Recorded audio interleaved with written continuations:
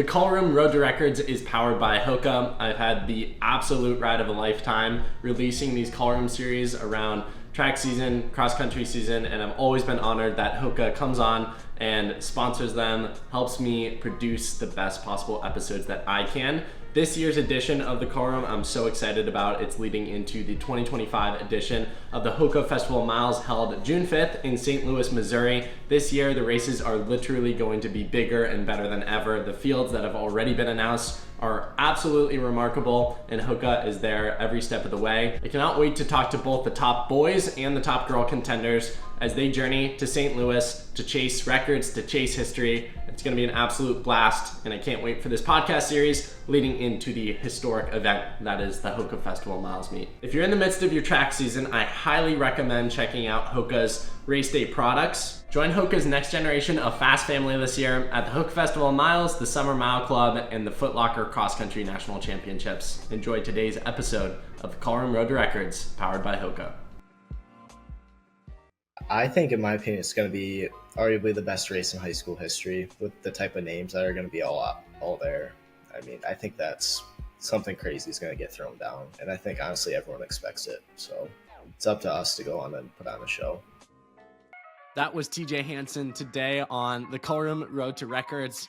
TJ's going to be going for history on June 5th with a plethora of other boys across the country. He's going to be trying to break the illustrious 4-minute barrier. TJ's from the state of Michigan, where he cemented himself as one of the greats there. He won the Gatorade Boys Player of the Year in cross country this past year. He's won a state title in the 16 and the 32, but this year he's foregoing his eligibility to be able to run races like the HOKA Festival of Miles meet. Last cross country season, he placed second at NXN. The year before, as a junior, he placed 10th, dropping some crazy time and progression that year. And we go into that breakthrough, what goes into a breakthrough, how you guys out there can have a breakthrough season, and so much more. I love this conversation. TJ's honesty around his career, his ambitions, his growing up in the sport, being in it from the age of 5 years old was a lot of fun to hear about. If you guys enjoy this one, share with a friend. Make sure you're following or subscribe to the podcast wherever you listen so you never miss another episode. And make sure to give us a little 5-star review as a cherry on top. It takes 5 seconds. Appreciate you all. Enjoy this conversation with the man, the myth, the legend, TJ Hansen. TJ Hansen, welcome to the podcast. Welcome to the Running Effect. How you doing this morning, man? Doing good. Thanks for having me on. I really appreciate it. We talked about Colorado briefly before we started this episode. The slide heard around the world. Shedeur Sanders, what's your NFL analyst insights on this? Ooh, I'm not big in the NFL. I'm more of a college football fan, but I couldn't believe it when I kept seeing him drop and drop and drop. I definitely felt like someone would pick him up at least in the third, but that was just crazy to watch. And all the rumors float around with the whole situation was just crazy. Did you see that one? I don't know if he was high school or college, but there's a group of high school, college boys who prank called him. Yeah, it was brutal. It was the Falcons GM's son or something, or offensive coordinator or something crazy like that. Hilarious. Incoming recruiting class to Colorado for boys cross country. Who would be QB1? Who you putting as QB1? I might throw Jack in the QB seat. Okay. I don't know. He just has that leader personality. So that's probably who I'd throw in QB1. Other hot news this week. Festival of Miles, you're confirmed for it. Are you excited? Yep. I'm pumped. That's kind of a bucket list race for me. I've wanted to do for a few years now, and to finally get that invite that's just a dream come true, because Michigan rules have kind of been a pain in the butt where if you run for your high school, you're not allowed to race outside of the border states. So I couldn't go to Missouri if it was during in season, and usually Festival of Miles is always the same weekend as our state meet. So with me not running from a high school this year, it's a really good opportunity to go compete at that meet. For you, obviously, growing up in Michigan, running through the ranks, we'll talk about that in this conversation. Was that a hard decision for you, your coach, your family, to forego eligibility? Because I think it's somewhat of a no-brainer that, you'd win regional titles, state titles. Was that hard at all to forego, or what was that internal process like deciding? I'd say it was a little hard to kind of let go of a state title. Nothing's guaranteed with that. You still got to go out, you still got to earn it. But I feel like looking at everything, looking at the restrictions that I would have placed upon me compared to kind of those other states and other people that I'd have to compete against, maybe in postseason at like Brooks PR, it would just put me in a better situation where I could compete at a higher level. So it was just the more mature decision to make. Obviously, you're not on a committee or anything, at least as of now. But I remember a few years ago with Lex, Leo, and Colin, it was like a big discussion of like foregoing California eligibility, because I Yeah. think their rule was if you did like two races out of state, like you lost it, and they obviously wanted to race outside the border. Is it Yeah. weird to you as someone who's within these systems that states aren't more allowing? Because you would think about it from their perspective, and you'd think like, oh, we want our top boy representing us at these Yeah. national meets. Yeah, I'd say it's definitely a little annoying kind of being put at a disadvantage almost compared to those other states. You see everyone be able to go out to Arcadia and stuff like that and just it's almost like Michigan just isn't able to fully represent ourselves because we've had a lot of good people from our state over the past, 10, 20 years. So it's definitely a little frustrating kind of looking at that, seeing what could Grant Fisher run at Arcadia and just leaves a bunch of what ifs on the table. Speaking of Festival Miles specifically, this race has a ton of history behind it. A lot of, I think Grant Fisher even ran it back in the day. You Yep. said Grant's name. At what point in your career did you realize that like the Festival of Miles meet was like legit and you wanted to go to it one day? Probably sophomore year when I watched Simeon, Connor, that, big group just go out and they put four guys under 4 minutes. That was kind of that's where I need to be my senior year. That was kind of the goal, looking at them, seeing what they did, and knowing that our class had a lot of potential to be really good. And now it's to the point where the 25 class is arguably the best in history. We could definitely go out and throw down something special. When you were watching that race as a sophomore, obviously wildly different PRs than you have presently, did you think like watching that, like, oh, this is something that I could go to one day and run even faster than these guys? It was questionable. My sophomore PR was like 4:15, so you've seen a lot of other guys run 3:57. That's kind of like you're gonna have to put in the work. You have to see how it plays out, but I definitely think I have the potential to run something like that for sure.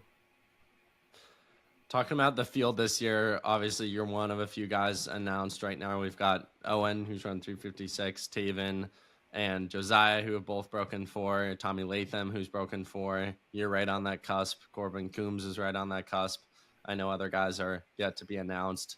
What's your take on this field? I feel like every time you refresh social media, another Sub-4 guy or someone who's right on the cusp is confirmed for this race. I think, in my opinion, it's going to be arguably the best race in high school history with the type of names that are going to be all there. I mean, I think that's something crazy is going to get thrown down, and I think honestly everyone expects it. So it's up to us to go on and put on a show. For you, obviously right on the border of Sub-4, I think as a fan's perspective, I would say, okay, I think your potential is probably a little under 4. I don't think you're one of the guys that's going to be like fighting tooth and nail around 3:59.99. Like I think you can probably go a little bit under, but with a guy like Owen and having a professional pacer, if someone does choose to go out at Allen Webb record pace, what's your strategy there? It'll have to depend on how my training's lining up for that. Right now, these past couple months, I opened up with 403. Then ever since then, I've just been working on building my mileage, increasing kind of like my volume load. So I've been kind of at a plateau in my racing where I've been running 403 and 404, back to back to back. I think I've done it almost like 5 times now. So I definitely think once I kind of drop my mileage, I'll maybe be able to be in that 357 range. So I think if it goes out at Allen Webb pace, I might not go with it, just knowing that 353 might be a little bit of a stretch, but I know I can lose the race in the first 800, but if I feel good with 800 to go, I can always push. Obviously, with this star-studded group in a pro pacer and Festival Miles just always being about time, I have no doubt that it'll be a hard race. But I will say your class this year, just the competitiveness of the guys, it seems like there are a lot of tactics. I was talking to Keegan yesterday about this on the podcast. Like people are just going ridiculously slow the first 800 or the first mile at Arcadia and then closing it down. what's your general thought, and maybe not even applied to Festival of Miles, but of people chasing less of times and more competition? Do you like it, or what's your perspective on it? I kind of have mixed feelings on it. Arcadia, I had a feeling that it was possible that just no one would really want to take the lead, and that's what happened. It kind of went out slow. They still ran a good time, close in 4:10, but that race was without a pacer. I think with Festival of Miles with the pacer, it'll go out at a decent pace. But I definitely think indoors been a lot about time. A lot of people going to BU and a lot of pacing races, but outdoor, I feel like a lot of it's been competition, especially with meets like Arcadia and stuff. Everybody just wanted to meet up and match up against each other. Let's talk about the training. You mentioned it, that you're, building mileage after that opener of 4:03. What does a week of training look like for TJ Hansen, and what are some of your training philosophies? Well, throughout high school, I've always been really low mileage. I mean, junior year, when I got 10th at NXN, I think I was probably averaging 40 to 45 throughout that cross season, which, for if you look at those guys who are, at NXN and stuff, that's nothing. So have a few easy days every week. I've been kind of hopping on that double threshold trend. I did my AM session this morning of a double thresh, so kind of building on that. Then usually I try to throw in like a VO2 session or a speed session once a week. So like two kind of main workouts, and I throw in a long run, then just easy runs in between. So just trying to build mileage. And the frustrating thing is that I'm running the same off of it, but I look at it in a positive aspect that I'm running the same while increasing my workload. So it's not like I'm losing fitness. So I went out to Brian Clay and I ran 347 like 0.1. I split 3 flat through and kind of just faded, but that week was the most mileage I've done in a week, which was 62, which I think was like my first time going over 60. So it's kind of trying to look at it as a positive aspect. From a physical perspective, obviously, a guy from Michigan flies all the way to Brian Clay. I believe it's in California after running your highest mileage week. Was that Yeah. hard to like mentally shift and be like, okay, we're gonna go all out, really on tired legs at a big meet? I didn't really think about it like that. I was just like, it's gonna be a fast race no matter what. They had the pacing lights out there. I'm just gonna go for it, and if I die, it'll be good prep for a meet like Festival of Miles where I'm gonna have to split 3 flat at the minimum and close. So it was good prep, but I know definitely once I start tapering off, I'll be able to have that kind of finishing speed that I need. Training. Oh, I was gonna ask you about this in regards to training. Just like in the age of social media, is it hard to not compare yourself to other people, and what's that process been like for you? I'd say for me, it has been because I've been so low mileage, try not to hop on that kind of like do 70 to 80 as a freshman and sophomore, which I see a lot of people doing, which concerns me a little, but I just have to trust myself and trust my body and know that I'm looking at kind of a 10-year plan. I'm not necessarily planning for peaking in high school or peaking in college. I know that what I want to do, I want to be a professional runner one day, and I need a plan for that where I can continually build every year and get better and better and have a linear growth path. To that point, what are some ways that you've stayed healthy throughout the years, kept your body healthy? Yeah, I've been really good with kind of not getting injured, knock on wood. I really haven't had anything major. A lot of my things have been kind of like growth spurts that I've had to put myself back on, but I'm splitting my easy runs, not overdoing it, trusting your body, and also listening to your body. If you need to kind of taper it back a little bit, it might save you a little bit of time in the long run. But I definitely say just kind of have a long term plan where you can just continually grow and stay consistent in your training. Let's go back in time, TJ. Take me through your start in the sport of running. Ooh, I was very young. I probably got into it 3 to 5 years old. My older sisters Wow. both ran, and my parents were collegiate track athletes. So kind of ran in the family. Did my first like 5K fun run when I was 5. Hated it, cried the whole way. Did not enjoy it at all. So I don't know why I stuck with the sport, but I kind of took it serious when I was like 7 or 8. Kind of realized that I had potential for it, and it was pretty fun. Just going to practice and everything. Started building off of that, then just kind of took off from there. At what point did you realize that you're faster than the other kids at practice? Probably when I was like 7, I could compete up with like the middle and high schoolers. I was running under 21 minutes for the 5K when I was 7 years old. So I definitely kind of saw that when I could go up and run with a 17 or 18-year-old. I was like, hey, maybe I'm pretty good at this. You mentioned to me that your parents were collegiate track athletes. How much did they Yeah. talk about that in the house, and what was the influence they had on you growing up? It's kind of a weird dynamic. My mom ran the 400 and my dad threw the javelin. So I don't really know how distance runner kind of came out of all that, but they don't talk about it a lot since like I mean they talk about like their mental experiences, kind of how they connect that to what I do, but they don't really talk a lot about their kind of competitive side, more or less the experience that they had in college and kind of like how I can prepare for that. Talking about your progression through high school, can you give people some context to the individual you are today? Obviously, we're talking about you breaking 4 minutes in the mile. I think people are always curious of like the path and the journey to get there. Yeah, it's going to be an up and down. I'd say prepare for that as much as you can mentally. It's as much as you want it to be a linear kind of growth.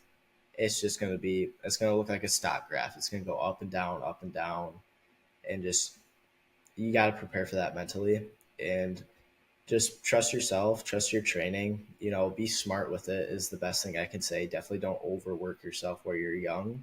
Leave a lot of room for growth, but just train smart. That's the best thing I can say. Is just train in a smart way and have long term goals, not necessarily short term goals. What would you say was the hardest season of your high school career thus far? What made it hard? Probably my sophomore year. I had a low blood iron, had a lot of just little nicks and things go on that season that I really couldn't shake. Illness. I got hit by a car once, and that I had stitches in my leg. So it was just the season was just that whole year, just ups and downs the whole time. You can't say get hit by a car and not share the story. What's the Yeah. story here? I didn't have my license yet, so I was just riding my bike to school. Lady kind of just gunned a stop sign, and I went flying off. Then the bike went flying too, and I landed on it, and the handlebar went in like my groin area, and I had to get stitches in my leg. Then the next day, I had to run my state qualifier meet for cross country to help my team qualify for state. So I ended up winning that surprisingly. I ran like 15:50 or something like that sophomore year. So it was just I felt like nothing could go right that year. Like I'd be running really good, then I'd get sick. I was running like decent, then I got hit with low blood iron. It was like just it felt like a roller coaster, just up and down, up and down. How hard was that race the next day? You must I have been was like, sore. yeah, I was really sore. Mentally, I was just through a loop. I didn't know like what was going to happen. I didn't know how I was going to feel because I didn't run at all from when I got hit till that warm up jog. That warm up jog felt all right, but doing drills and everything, I was so just tight and like sore. But I just pushed through it and did the best I could. What point in high school did you realize that you wanted to take your running to the next level, as in run D1 in college? And what were those conversations like with your coach or parents or other people? Probably I had a really big jump from cross country to indoor track my sophomore year that kind of flipped the switch for me where I just kept dropping PRs, and at that point I knew like hey, if you keep progressing like this you can do something really special in the next coming years. So I just kept trying to build, train smart, do the extra little things that no one else was really doing, and it kind of just took off from there. That summer after sophomore year kind of clicked. I was doing really good training. I got a new high school coach that really just liked to work with me and worked really well with me, and that was kind of the change I really needed. And that's just when everything took off on another level. What would you say to someone out there listening today who wants to have that jump, who wants to have that breakthrough for a season? What should they be doing? What should they be thinking? I'd say find the right person to train you. I think having the right coach is the biggest thing that's going to take you to the next level. If it's for high school and for those kids getting recruited going to college, you know, that person's going to basically dictate the next 4 or 5 years of your training and your growth. So you gotta really trust your coach, and they gotta really have a good plan set in place for you to continue to grow. When you were starting to have some of those breakthrough races, run really fast, and starting to have some of those thoughts about being able to possibly run at the next level, what was the reflection looking back on that 3 to 5 year old who got into the sport, was innocent, had no, probably didn't know what D1 running was? Like, how cool has it been to look back on your progress throughout the years as someone who has been in the sport for a while? Because I think a lot of people, I'm sure some of your friends who were running D1 like started like running seriously like sophomore year, and it's like, well, you don't really know progression, whereas you've been doing this for 15 years almost. Yeah, yeah, I've been doing it for quite a while. It was definitely crazy looking back on it, since I did kind of understand the whole concept of D1 from a young age, just kind of through. It was honestly through movies where I learned it. The Prefontaine movie was a big one for me growing up, and that's kind of what inspired me a little bit to kind of take off my running career. So it was definitely crazy looking back, just knowing that I had that knowledge of that D1 level and kind of what it took to get there from just such a young age, and realizing that like I did it and I accomplished what I set out to do over a decade ago. You mentioned pre. Would you rather have a Prefontaine mustache or a Craig Engels mullet? Oh God, that's probably one of the toughest questions I've heard.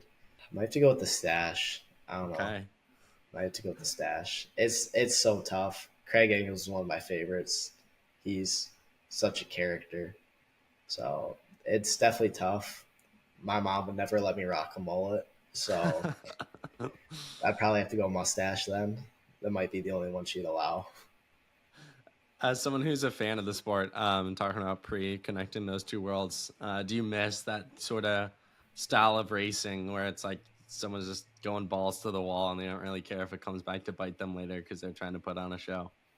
A little bit, but I feel like we still see it sometimes. It's just in the world of kind of times and pacing, it's fallen off a little bit. But I mean, we saw it in the Olympics with Jakob, who just took it in the 15 and didn't want to look back. So I definitely feel like Grand Slam hopefully takes off with that because they don't have pacers. I'm hoping that's something that'll kind of start to come back. It's just that gutsy, pure style racing. Or the opposite, where they run 74s and you could have won that race if you. Yeah, Did you watch that 5K? I That's did. crazy. Yeah. So It's like, what's going on hopefully, here? that kind of changes. I know it was pretty windy in Jamaica that day. Kind of looks pretty windy. So hopefully, this next one in Miami, someone just takes it and everyone goes with. Proposal will make TJ Hansen a challenger. Can you imagine? Yeah, I don't know about that yet. That would be hilarious if they started throwing like high school kids in the mix. Yeah, Because I feel like then the pros would have ego and probably actually start to run fast. Because I know yeah, pros have said that to me, like they don't want a college kid to beat them. So yeah. if some high schooler gets in the race, would be hilarious. Going back to that time back in the day, 3 to 5 year old running has been probably for as long as you remember life. Has it been hard to separate your identity from the sport and make sure that, your whole identity isn't fixated on just race results? Yeah, I'd say that's honestly one of the hardest things to do, since that's what I honestly focus on all the time. I'm really not the most social kid. Like I have my friend group that I'm cool with, but other than that, I kind of keep to myself. I don't party at all. I barely leave the house. Running's just my job in an aspect is kind of what I think of it as. It's my job. I'm getting paid to go to college for it. That's what I put my time into. So it's definitely hard to kind of separate running life from everything else. You mentioned that 10th place performance at NXN junior year. Take me through that performance and what you feel like that did for your confidence in terms of racing on a national stage. That just opened my eyes on a whole nother level, realizing I can compete with these guys that I looked up to and wanted to kind of be at their level, because I wasn't even supposed to make NXN. Looking preseason rankings going into my junior year, I was nowhere to be seen. My PR going into that season was 15:40. So, those guys were all a minute faster than me. So I was on nobody's radar. Even, NXR rankings, I don't think some people had me in the top 10 to place at NXR. Then I go and I get 10th at NXN. It was like I can compete with anyone in the country on any given day. I just got to be in the right mental game. Right around that time, you committed to run for the University of Tennessee. Later, flipped it to Colorado with Carlson moving from UT to Colorado. Take me through the college recruiting process for you and through some of that craziness of committing to a school, flipping it. Yeah, that week was kind of crazy when I flipped. A lot of people were kind of asking me about it, and I didn't really want to, talk about it a lot. Kind of just need to think and make my own decision. It definitely made it a lot more complicated than I should have. I was definitely kind of stressing about it because I did originally take an official to Colorado, months before when Carlson wasn't there. It's just at that time the school wasn't for me. I committed to Tennessee because I found that school had the best culture and the best program that I fit in well. Kind of those guys just match my personality, match my mentality, and that's who I wanted to be surrounded with. So that's kind of what I focused a lot on throughout my college recruiting process, is just finding a team you can bond with extremely well. So it was definitely hard to kind of like pick that out through the phone calls, but I definitely felt like I did a decent job narrowing down my officials. Then it took me maybe 2 or 3 weeks after my officials to kind of just think through the whole thing. So it was definitely, like everyone will probably say with their college recruiting experience, stressful, definitely overwhelming, especially for me, kind of like looking back and you're like, wow, like all these schools that you dreamed about going to are like calling you every 2 weeks, wanting to talk to you and want you to go to their school. And now you got to pick between 20 of them. So it's definitely a crazy experience. Speaking on your class going to Colorado, I feel like all the guys have been on the podcast at this point. You're kind of completing, or I'm sure there are some who haven't, but a lot of them have. So I know, Keegan and Jack super well and some of the other guys. Talk about the class. What's the culture like, the atmosphere? I've been at races with you guys. There's definitely like a clear excitement in the air around, the class of 25 going into CU.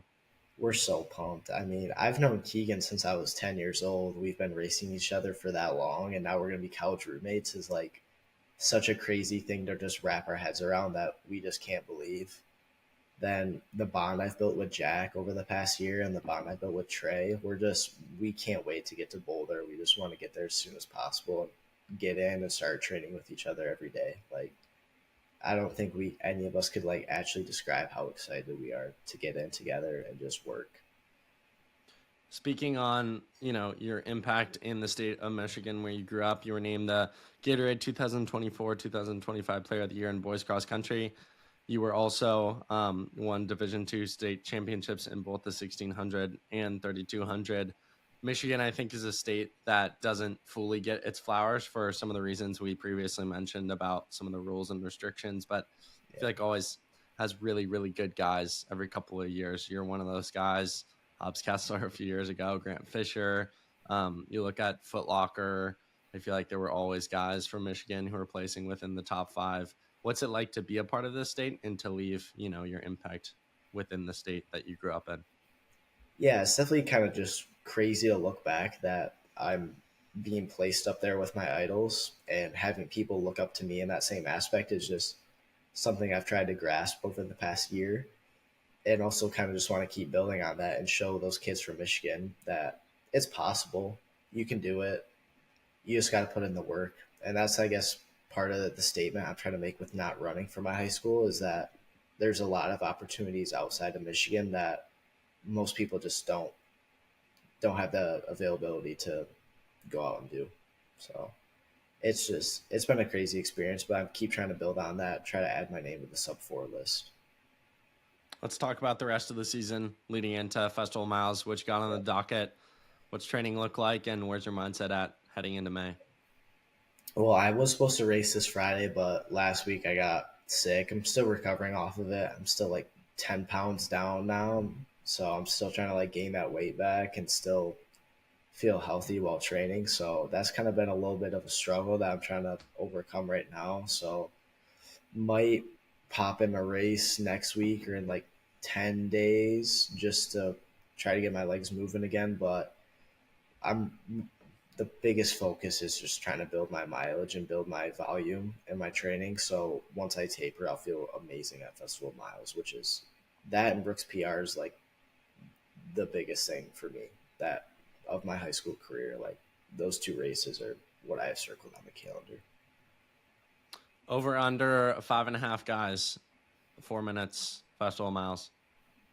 I mean, you could say 6, you could say 8. Nobody knows. Like, you could have somebody that runs 406 just have an amazing day, go 359 with, Festival of Miles, like you said. Just the atmosphere in general and the history of that meet. I think I looked it up. There's been like 28 guys that have broken 4, and there's been like 8 or 11 of them that have done it at Festival of Miles. So it's almost like 1/3 of everyone who's broken 4 in high school has done it at this meet. So something crazy is going to go down. I think everyone expects it for sure. So yeah, you could see a crazy number. It's the place where magic happens. It's crazy. Yeah. I mean, the atmosphere is nutty. Like you haven't been before, right? I've never been. No. I've been to the U.S. Championships leading into the World Championships in Budapest. I've been to the NCAA meet outdoors. I've been to NCAA meet or cross country national championships. Some of the biggest high school national championships. I've been to the U.S. Olympic trials this past summer. Nothing compares to the atmosphere of Festival of Miles. I mean it. Like, I think what makes it so special is the stadium is just big enough that they can pack a ton of people in, but just small enough that there's total like crowd overflow all around the track. And it's just nuts. And I think to that point too, with the history, like because people know that there's history, the suspense and build up, I feel like I'm on a race and I'm just like a spectator. It's crazy. Yeah. So I'm so stoked for that. Just the whole build up. I'm definitely going to be extremely nervous going into that, knowing that, there's a chance that history will be made that day. And you don't want to be on the wrong side of it. You don't want to be coming in last place while everyone else drops at 358. Totally. Yeah. TJ, final serious question for you, man. Appreciate you giving me so much wisdom and time today. What advice would you give to the next generation listening? Trust yourself. Create a long-term plan. Create little goals and steps along the way that you can track your progress with. That's probably the biggest thing I'll say. If you're a middle schooler or a high schooler getting into it who wants to run in college, create a 5-year or 10-year plan, and every couple of months just have a goal set out that you want to achieve. Cross country, I want to do this, and track, I want to do this. Just something that you can monitor your progress, but don't stress it. Have fun. This is what the sport's all about, is having fun. The biggest thing for me is those connections I've built over the years at meets like NXN, Brooks PR, eventually Festival of Miles. Are these guys that are all at the top level are just my best friends. I have such a blast at all of these meets that I'm just excited to be there. And the racing's the fun part, and the after and the before is just we're all just hanging out and we're just having a good time. I mean, you were at Brooks last year. You saw it. We were all messing around, playing basketball and stuff. It's just have fun with the sport. Don't stress too much about it. Random Brooks story. Were you there when guys were throwing? They had like the little archery thing. Were you there when kids were throwing? I was a part of that group. Yeah, I was. Legendary. I was part of that group. Enough said. Yeah, it was a little axe throwing game. Yeah, that's what it was. We were doing. Yeah. No windows were broken, but they could have been. So, Clay was pretty close. I'd say. I think he wanted to. That was concerning how bad he wanted to. They were the Brooks staff was like cheering us on while we were doing it. They didn't care. They told us our aim sucked and that we needed to throw harder and throw more accurate. So we were having a blast with that. TJ, final question for you. The question I ask every guest on every single podcast. If you had Gordon Ramsay coming over to your house for dinner, what would you choose to make for him? What would I choose to make for him? Yeah, you're chefing in the kitchen. Ooh, shrimp Alfredo. Oh, okay. So that's one of my favorites to make and eat, or just to get at a restaurant. It's usually my go-to pre-race or just at dinner, whatever. TJ, appreciate the conversation, man. Really look up to how fast you progressed and, your grittiness and racing. It's been really fun to watch over the past year, and best of luck with the next month of training. I'll see you June 5th. in St. Louis. Ready for a chance and shot at history, man. Keep crushing it. Sounds good. Thanks for having me on. I really appreciate it.